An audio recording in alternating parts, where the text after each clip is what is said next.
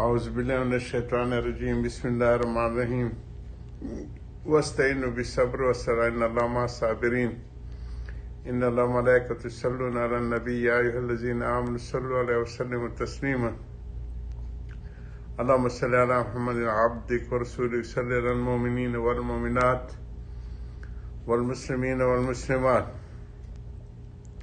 حضرت کے فضائل صبر سے جو نیا عنوان ہے امتحان میں عقل اور حکمت۔ بہت سی چیزیں انسان کی عقل کے حساب سے سمجھ میں نہیں آتی۔ ہمارے حضرت ہردوئی رحمہ اللہ فرمایا کرتے تھے کہ اللہ سبحانہ تعالیٰ حاکم بھی ہیں اور حکیم بھی ہیں۔ اگر کبھی حکمت سمجھ نہ آئے کہ اس امتحان میں، آزمائش میں، تکلیف میں اللہ سبحانہ تعالیٰ کیا حکمت ہے، تو سمجھو کہ وہ حاکم بھی ہیں نا۔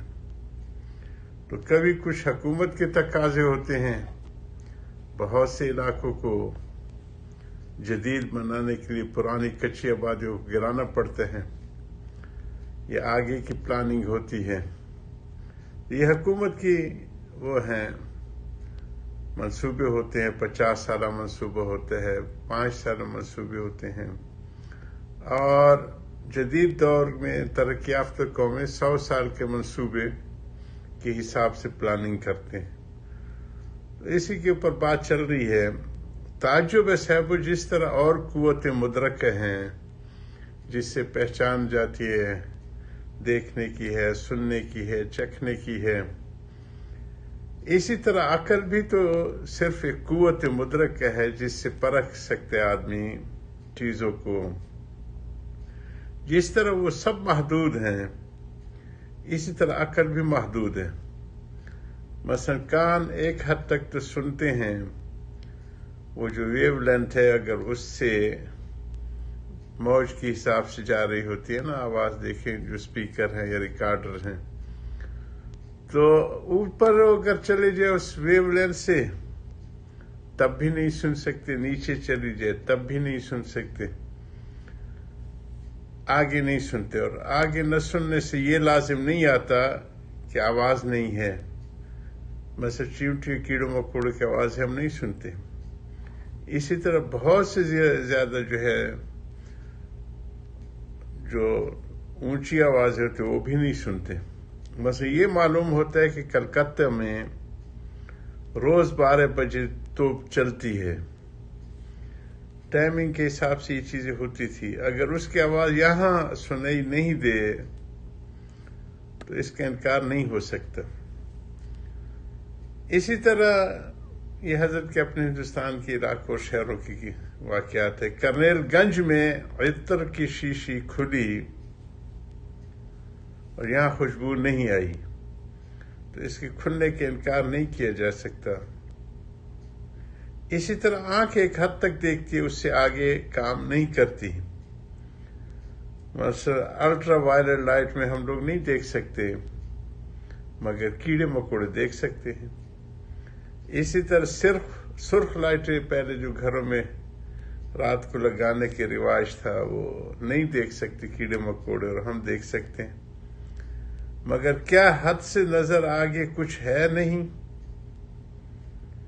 یقیناً اس کا کوئی قائل نہیں کہ اس سے آگے بھی کچھ ہے۔ ہر قوت کے لیے ایک حد ہے، تو اس کے کلیہ کا مقتضا یہ ہے کہ عقل کے ادراک کے لیے بھی ایک حد ہونا چاہیے۔ مگر آج کل دماغوں میں بیوقوفی یہ سما گئی ہے کہ کوئی چیز عقل سے مخفی نہ رہنا چاہیے، ہر چیز عقل میں آ جانی چاہیے۔ کیونکہ صاحب کیوں نہ آنی چاہیے؟ کیوں صاحب کیوں نہ آنی چاہیے؟ کان آنکھ کی طرح وہ بھی ایک قوت مدرک ہے، پرکھنے کی چیز ہے، اور دل کی آنکھ ہے، جتنی اس کی قوت اور حد ہے اس کے موافق ادراک سے عاجز رہے گی۔ وہ جو دل کی آنکھ ہے دیکھنے والی، وہ ایک حد تک ہے، اس کے آگے پھر عاجز ہوگی۔ یہ سمجھتے ہو کہ جو تم نہ سمجھو وہ عقل کے خلاف ہے۔ حالانکہ وہ عقل کے خلاف نہیں، بلکہ اس کی حد سے باہر ہے اور ہے صحیح۔ کسی اللہ والے سے مجذوب سے پوچھا گیا کہ عقل کیا ہے؟ کہا جو خدا کو پاوے، جو اللہ کو کا معرفت جس کو حاصل ہو جائے، یہ عقل ہے۔ پوچھا خدا کون ہے؟ کہا جو عقل میں نہ آوے، جو ظاہری عقل کے ساتھ جو ہمارا ہے اس میں وہ نہ آئے۔ جو خدا کو پاوے وہ حقیقی عقل ہے، جو عقل میں نہ آوے وہ اللہ ہے۔ مطلب یہ ہے کہ عقل وہ ہے جو ہمیشہ اس کی جستجو میں لگی رہے اور اس سے کبھی غافل نہ ہو۔ گو اس کی کن اس کی ادراک سے ہے، اس کی کون اس کی ادراک سے۔ غرض یہ بات ماننا پڑے گی کہ عقل کے لیے بھی ایک حد ہے جس سے آگے وہ نہیں چل سکتی۔ آپ روحی کو نہیں سمجھ سکتے کہ کیا ہے، جس طرح یہ سمجھ میں نہیں آتی اسی طرح احکام الہی کی بعض حکمتیں بھی سمجھ میں نہیں آتی۔ ہاں نظائر سے تسلی ہونا اور بات ہے۔ اسی طرح بلا میں ایک حکمت امتحان بھی ہے جو حکمت جلی ہے، جس کا بیان اول ہوا ہے۔ دو حکمتیں اور بھی ہیں، ایک خفی اور ایک اخفا۔ حکمت خفی تو یہ ہے کہ بیماری اور مرض سے انسان میں شکستگی اور عجز پیدا ہوتے ہیں، اور یہ علاج ہے غرور، ناز، اینٹ مروڑ کا۔ مثلا جب تک کوئی نہ مرے اپنی دولت قوت کا غرور نہیں جاتا، اس سے شکستگی پیدا ہوتی ہے، اور یہ بڑی اعلیٰ درجے کی چیز ہے۔ یہ تو خفی حکمت تھی جس کا بیان ابھی ہوا ہے۔ حکمت اخفا اس سے بھی باریک یہ ہے کہ بلا میں مشاہدہ ہے، یہ ذرا باریک بات ہے، یہ اہل اللہ کے لیے ہے۔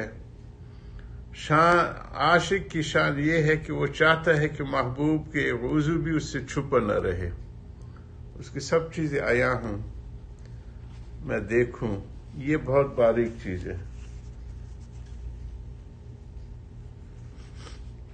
یہ عاشق کی مثالیں مجازی دے گی، پھر حقیقی طرف حضرت بتاتے ہیں۔ عاشق کو چین نہیں آتا، وہ ہاتھوں اور انگلیوں کو دیکھنا چاہتا ہے، محبوب کی داستان پر نظر ڈالتا ہے۔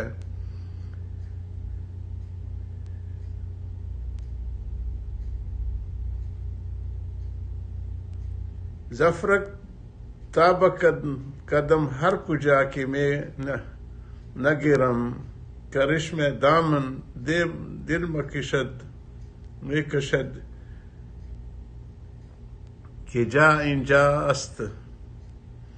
سر کی چوٹی سے لے کر قدموں تک جہاں دیکھتا ہوں کرشمہ میرے دامن دل کو کھینچتے ہیں، کہ اصل جگہ یہ ہے، اس سے بڑھ کر رخسار ہے۔ اگر محبوب ایک چھپا لے اور ایک کھول دے تو بے چین ہوگا کہ کس طرح دونوں دیکھوں۔